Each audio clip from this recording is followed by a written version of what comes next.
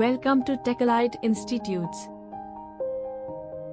Hello दोस्तों, आज हम लोग पढ़ने वाले हैं कोडिंग, डिकोडिंग और ऑर्डर रैंकिंग में सबसे ज़्यादा यूज़ होने वाला अल्फ़ाबेट की प्लेस वैल्यू को कैसे याद करें, ये जानना है हमको। ठीक है। जनरली होता क्या है कि हम कोई भी एग्ज़ाम देने जाते हैं तो कई सारे बच्चों को फीडबैक आता है कि सर हम करते क्या हैं एग्ज़ाम देने जाते हैं तो बोलते हैं कि हम जब भी कोडिंग डिकोडिंग का क्वेश्चन बनाते हैं उसके पहले हम पूरे अल्फ़ाबेट को लिख लेते हैं, उनकी नंबरिंग कर लेते हैं। ठीक है। क्यों? क्योंकि इस टाइप का यूज़ होता है। मैं बोलता हूँ कि उसमें आपका समय बहुत ज़्यादा यूज़ होता है। ठीक है, समय बर्बाद करते हैं, हमको कम समय में ज़्यादा क्वेश्चंस बनाने होते हैं। तो इसका एक शॉर्टकट तरीका होता है कि इनकी प्लेस वैल्यू को हमको रटा हुआ होना चाहिए। ये तब हो सकता है जब ज़्यादा से ज़्यादा आप क्वेश्चंस को बनाए रहो, आपको प्रैक्टिस पे रहे। ठीक है। तो हम जब शुरुआत करते हैं तो शुरुआत में ही जब ये रटना पड़ता है तो हम बोर होते हैं और छोड़ देते हैं, तो हम रटेंगे नहीं। आज की क्लास में हम लोग उसको एक मेमोरी में स्टोर करने का तरीका देखेंगे कि हम फनी तरीके से उसको कैसे याद कर सकते हैं। ठीक है, चलिए अब समझते हैं उसको कैसे किया जाए। A to Z total English alphabet में 26 लेटर होते हैं। ठीक, इन 26 लेटर की एक प्लेस वैल्यू होती है 1 to 26। तो इन सभी का क्रम हमको याद होना चाहिए। चलिए देखते हैं, यहां पर आपके सामने दिख रहा है ए से लेके M तक लिखा हुआ है, ये फर्स्ट हाफ, इसको हम लोग बोल सकते हैं फर्स्ट हाफ। ये हो गया हमारा फर्स्ट हाफ। ठीक है, फर्स्ट हाफ लिखा है। उसके बाद जस्ट, क्योंकि टोटल कितने लेटर होते हैं 26, 26 का आधा 13 लेटर का हमने लिख दिया। उसके बाद हमने लिख दिया हुआ है सेकंड हाफ को, सेकंड हाफ को। और इसको क्यों ऐसा लिखे हैं वो हम थोड़ी देर में देखते हैं, समझते हैं और ऐसा क्यों करते हैं। चलिए, वैसे ये लिखा जो इस पैटर्न पे है, ए के बाद एम, एम के बाद N, O P Q R S से लेके जेड तक लिखा हुआ है, ये हमने लिखा हुआ है अपोजिट लेटर के पैटर्न पे लिखा हुआ है। अपोजिट लेटर कैसे होता है वो हम इसके थोड़ी देर बाद हम लोग देख लेंगे। ठीक है, फिलहाल इसको देखते हैं। और इसमें हमारे लिए इंपॉर्टेंट क्या है कि अल्फाबेट की प्लेस वैल्यू को कम समय में कैसे याद किया जाए। तो हम कुछ कहानी बनाएंगे कुछ फनी तरीके का, जिसका वास्तविकता से कोई संबंध नहीं होगा। ठीक है, हंसना, देखना, याद रखना, बाद में भूल जाना है। किसको? स्टोरी को, लेकिन हमको प्लेस वैल्यू याद रखनी है। ठीक है, चलिए स्टार्ट करते हैं। आपको ए से लेकर ए बी सी डी यहां तक तो याद हो सकता है, ई तक याद हो सकता है। ठीक है, मैं शुरुआत के 4-5 को छोड़ के आगे कुछ कुछ इंपॉर्टेंट को बताने की कोशिश करता हूं। चलिए, सबसे पहले लिखा हुआ एफ। एफ, एफ को हमने फिक्स कर दिया किससे? 6 से। एफ की प्लेस वैल्यू क्या दिख रही है? 6। तो एफ को फिक्स कर दिया 6 से। तो जब भी एफ आया आपको एफ फिक्स, एफ और फिक्स 6 याद हो जाना चाहिए। क्लियर है? वैसे ही एक और दिख रहा है हमारे पास नेक्स्ट, तो G7। तो G7 क्या होता है? तो अंतरराष्ट्रीय संगठन हमारे पास हैं, बहुत सारे देशों को मिला के एक ग्रुप बना गया जिसको G7 बोलते थे, लेकिन आज के समय वो G8 कहला रहा है। तो इस टाइप के बहुत G7, G8, G20 इस टाइप के बहुत सारे आपको देशों का ग्रुप मिलेगा। तो हमको दिमाग में बस रखना है कि G7 कंट्रीज का जो ग्रुप है उसको बोल रहे हैं। फिलहाल अभी हमको याद रखने के लिए देखना है, बार बार बोल रहा हूँ, वास्तविकता से कोई संबंध नहीं है। फिर नेक्स्ट हम लोग देखेंगे आई। आई को कैसे याद करेंगे? ये क्या लिखा मैंने? India. I for India. I से ये 9 दिख रहा है। आई और 9 एक जैसा दिखता है, कर्सिव राइटिंग में लिखते हैं तो आई को ऐसे लिखते हैं। क्लियर है? यहां तक समझ में आ गया होगा आपको।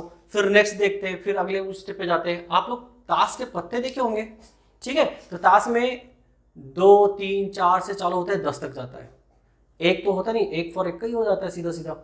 ठीक है, उसके बाद कुछ इमेज वाले कार्ड्स आ जाते हैं। इमेज वाले में क्या आ जाता है? लाइक के आ जाता है, क्यू आ जाता है, जे आ जाता है, सबसे बड़ा ये, इसके बाद ये, इसके बाद ये।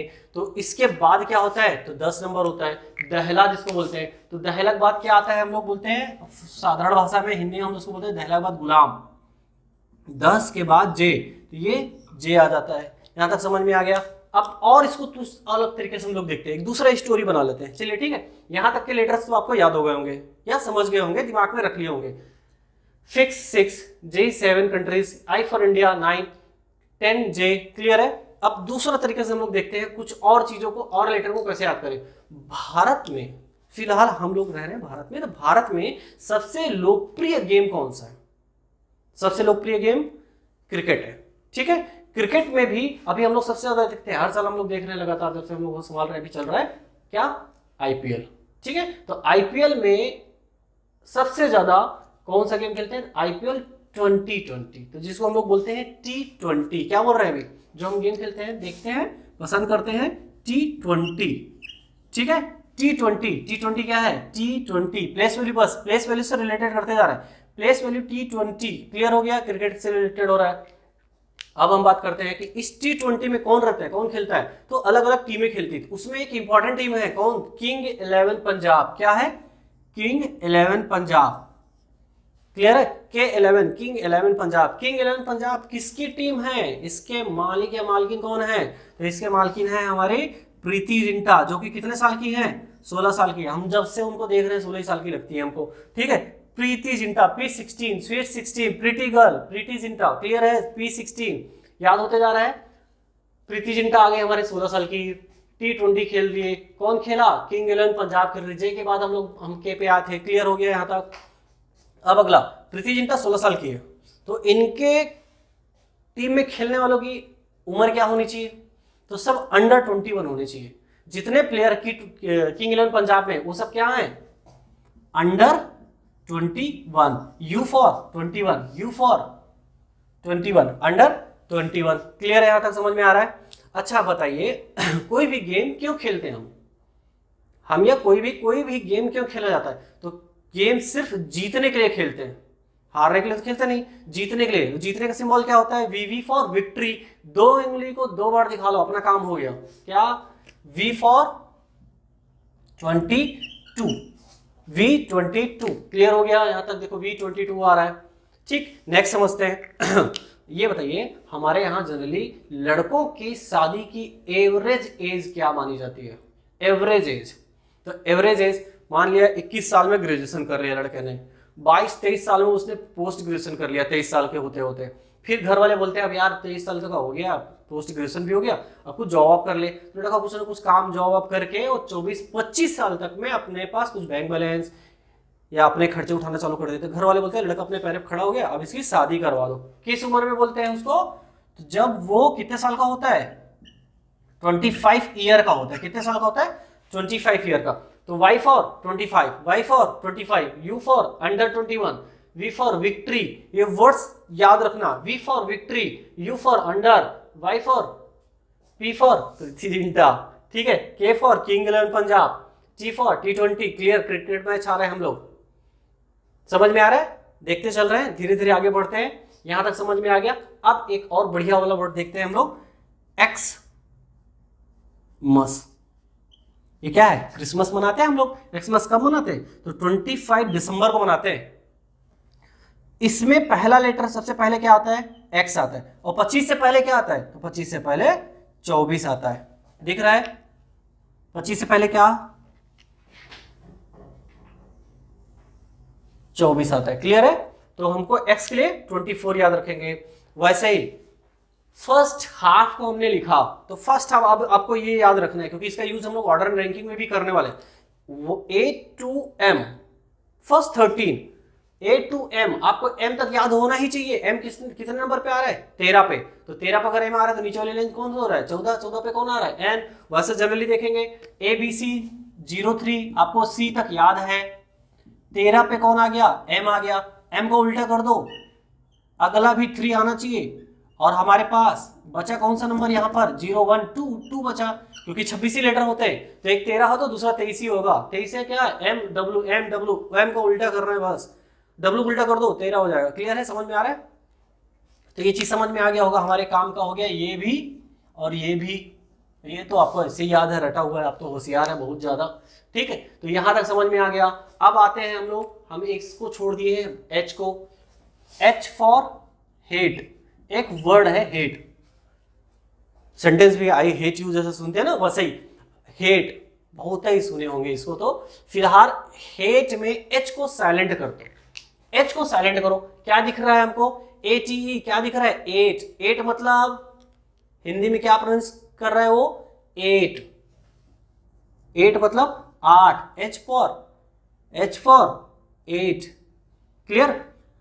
वैसे एक और वर्ड है रेटिंग, रेटिंग में आर को साइलेंट कर दो, आर को, तो क्या दिख रहा है, सिर्फ इतने पढ़ो, ATING, क्या दिख रहा है, 18 मतलब 18, क्लियर है, ये भी समझ में आ गया। इस टाइप के सारे लेटर्स के लिए आप एक फनी स्टोरी बना लो, ठीक है, जिसका बार बार बोल रहा हूं कोई संबंध नहीं है किससे, आप समझ गए। इस टाइप का चीजें बना लो, इनको बार बार पढ़ लो, 2 3 4 बार, बार बार जब आप क्वेश्चन रिवाइज करोगे, बनाओगे, क्वेश्चन प्रैक्टिस करोगे, तो ये अगर ये याद हो गई तो इसके आगे पीछे आगे पीछे आगे पीछे आपको अपने आप याद होते जाएगा। क्लियर है? इसके अलावा भी जनरली आप लोग और कुछ चीजें सुनते हो, ठीक है, उनको भी देख लेते हैं। ठीक है, हमने तो स्टोरी तो देख लिया है। इसके अलावा बहुत सारे बुक्स में आपको मिलेगा क्या, इजोटी। इजोटी क्या होता है कि जैसे ये वर्ड्स लिखे हुए हैं, इनमें सब रैंडमली कुछ कुछ को याद कर लेते हैं। E फॉर 5, EJOTY, इजोटी एक वर्ड है। ठीक है, इस इजोटी वर्ड की प्लेस वैल्यू को हम लोग 5 का पहाड़ा आता है, 5 का टेबल, 5 10 15 20 25, ये याद कर लिए। ठीक है, ये भी आपको अगर नहीं समझ में आ रहा है कि यार सर ये तो 5 के गैप में बाकी को रटना पड़ेगा, तो बाकी के लिए तो मैं बता ही दिया, या वो भी नहीं हो पा रहा है, तो एक और बढ़िया चीज देखिए, आप इधर आते हैं, सिफिलोरक्स। सिफिलोरक्स का क्या, आप ये मान के चलो खांसी आया, हमको सिरप पीना है, हमको दवाई के हिसाब से कुछ भी लग रहा है, सिरप पीना है। कौन सा सिरप पीना है? लेकिन सिफिलोरक्स। कौन सा? सिफिलोरक्स। मेडिकल स्टोर में जाके नहीं मांगना है, सिर्फ और सिर्फ रीजनिंग में देखना है। सिफिलोरक्स, SFILORUX, सिफिलोरक्स। सिफिलोरक्स में हर एक लेटर का प्लेस वैल्यू देखते हैं, 3 6 9 12 15 18 21 एंड 24। अब देखते हैं बेटा सीधा सीधा, C की प्लेस वैल्यू 3, F की 6, I की 9। क्लियर है?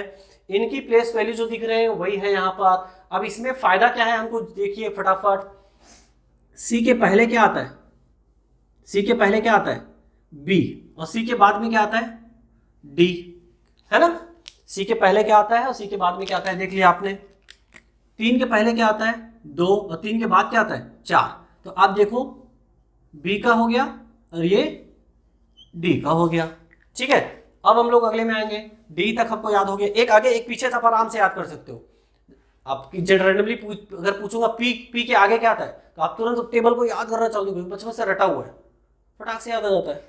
अब फिर से देख लेते हैं, F के पहले क्या आएगा बताओ फटाफट। F के पहले क्या आता है और F के बाद में क्या आता है? F की प्लेस वैल्यू 6 दी हुई है, 6 के पहले क्या आता है और 6 के बाद में क्या आता है। तो नंबर में तो आपको फटाक से याद हो जाता है कि 6 से पहले क्या आता है, तो 6 पहले सर 5 होता है और 6 के बाद में होता है 7। F के पहले क्या होता है? EFG। क्लियर है? समझ में आ रहा है? इनकी प्लेस वैल्यू, अगर इसकी प्लेस वैल्यू ये है तो इसके पहले वाले की भी place value same to same होती है। क्लियर है? ऐसी पूरे लेटर को आप बहुत ही आसानी से याद कर सकते हैं। ठीक है, फिलहाल ये चीज आप देख लीजिए, इनको कैसे यूज करना है, कैसे मेमोराइज करना है कि आप भूले ना, ये देख लीजिए। और इसके अलावा भी मैंने बता दिया है क्या चीज, कि हर एक लेटर को अलग अलग कैसे याद किया जाए। ठीक है,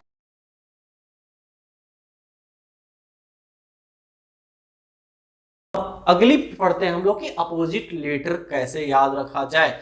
AZBYCXDWEV, इनको अपोजिट में कैसे याद किया जाए। और ये अपोजिट मैंने क्यों लिखा हुआ है, मैं आपको बार बार बोल रहा हूँ, ऑर्डर रैंकिंग हम जब पढ़ेंगे तो हम लोग पढ़ेंगे first half second half, first half reverse second half reverse, बहुत सारी चीजें पढ़ेंगे, तो उसको हम लोग बचा के रखते हैं। फिलहाल अभी आपके काम का इतना है, इतना देख लीजिए। दूसरा चीज, अपोजिट लेटर क्या होता है, तो AZ दिया हुआ है, तो A की प्लेस वैल्यू 1, Z की प्लेस वैल्यू 26, इन दोनों को जब ऐड कर दो कितना होता है 27। तो sum of place value of opposite letter क्या होता है 27। क्लियर है? ठीक है, चलो अब आ जाते हैं हम लोग अपोजिट लेटर पे। देखो अब हम लोग इसको कैसे याद करेंगे। याद करने का तरीका, ए का अपोजिट जेड होता है। ए का अपोजिट जेड मतलब कैसे, ए और जेड को हम लोग देख लेना है। ठीक है, बी का अपोजिट वाई, ये दिख रहा है, सी का अपोजिट एक्स, डी का अपोजिट डब्लू, ई का वी, एफ का U, next G T, H S, I R, J Q,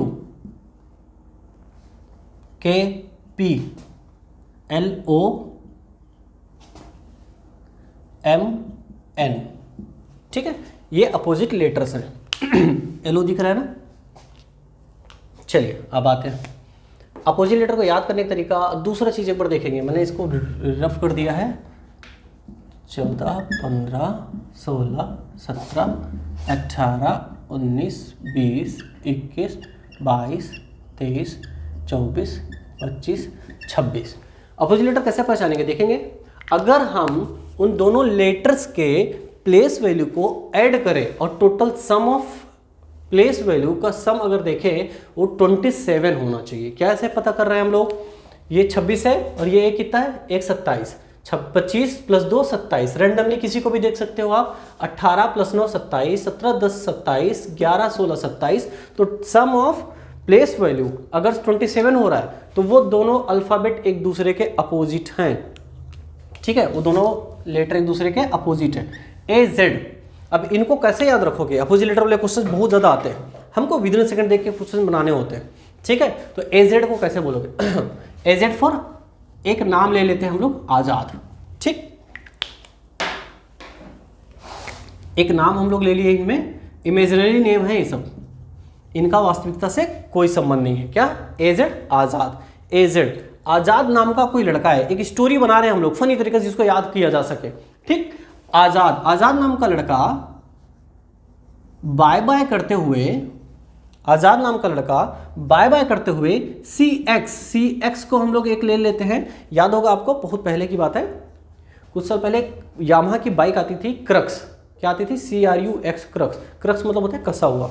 ठीक, तो क्रक्स हम लोग दूसरा, इसको हम लोग यहाँ लेके चलते हैं कि क्रक्स बाइक, आज़ाद नाम का लड़का बाय बाय करते हुए क्रक्स बाइक से, क्रक्स बाइक, बाइक मतलब समझ गया ना, यामाहा की बाइक मतलब वैसे भी रेसर बाइक, यामाहा मतलब सबसे ज़्यादा रेसर। DW डाउन, डाउन मतलब नीचे की ओर, तो हम ये मान लेते हैं अगर मान लिया ओवर ब्रिज पे है तो नीचे की ओर जा रहा है, ब्रिज के ऊपर से नीचे की ओर, मतलब ढलान पे, ब्रिज कूद नहीं रहे हो, ढलान की ओर जा रहा है। किसे, क्रक्स बाइक से, क्या करते हुए, बाय बाय करते हुए। कौन, आज़ाद, किसे जा रहा है, नीचे की ओर जा रहा है, ढलान की ओर जा रहा है। समय क्या हो रहा है, वो समय को डिनोट कर रहा है इवनिंग, शाम को आज़ाद बाय बाय करते क्रक्स बाइक से डाउन, ढलान की ओर जा रहा है। क्या करते हुए, तो वो फन करते हुए जा रहा है, फन मतलब मस्ती करते हुए।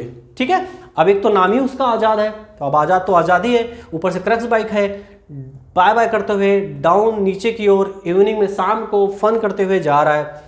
किस पे जा रहा है, आपको बताया ना ब्रिज पे जा रहा है, लेकिन वो कैसा रोड है, तो वो है GT रोड। कैसा रोड है, GT, ग्रैंड ट्रेंड रोड, सुना होगा आपने, GT रोड पे है। अब GT रोड, अब ये मान के चलो थोड़ी देर के लिए आप अपनी नजरों में कि GT रोड मतलब बहुत शानदार रोड है। ठीक है, बहुत शानदार रोड है, अगर ज़्यादा ही शानदार रोड है तो आज़ाद नाम से ही समझ में आ रहा है, तो कैसे चलाएगा गाड़ी, वो भी यामाहा का, तो वो चलाएगा हाई स्पीड में। कैसा चला रहा है वो, हाई स्पीड में। क्लियर है,